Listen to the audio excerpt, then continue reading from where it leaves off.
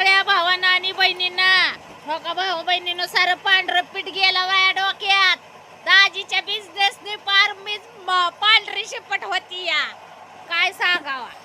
हो का दाजी दळणं दळतात आहे दळणं.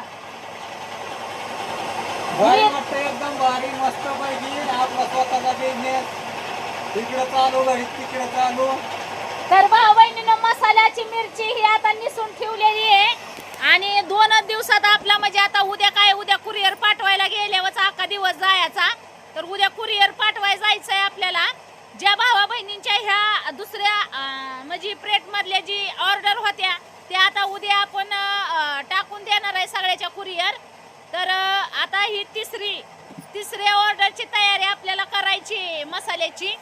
तर सगळ्यांनी उशीर न करता फटाफट ऑर्डर टाका. आज मी लग्नाला गेल्यामुळं लग्नात असल्यामुळं मला काय भावा बहिणींचा फोन उचललं मी पण आवाज येत नसल्यामुळं मी सांगितलं की मी बाहेर आहे. व्हॉट्सअपला मेसेज टाका किंवा संध्याकाळी फोन करा. त्याच्यामुळे मी जास्त फोन कोणाचा उचलू शकली नाही.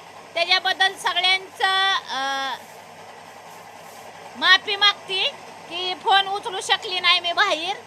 तर हो का आता मिरची मसाल्याची तयारी तर आता जोरदार होणार आहे. आपला तिसऱ्या ऑर्डरचा मसाला तयार होईल लवकरच. तर फटाफट उशीर न करता सगळ्यांनी ऑर्डर टाका.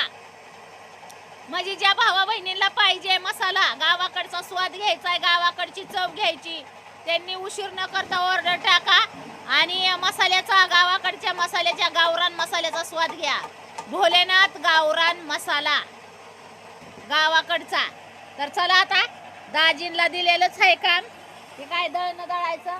आता आपली मिरची कांडप पण मसाला कुटायला बी यायला लागले चालू झालेत. आता बाहेरचं पण येतात दळणं पण चालू झाल्यात.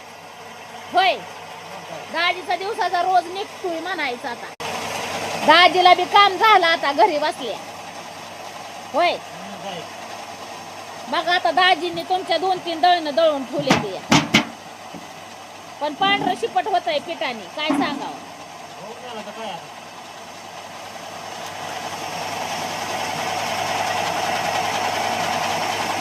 आता कसं आता कसं आता कसं आता कसं वाटत आहे.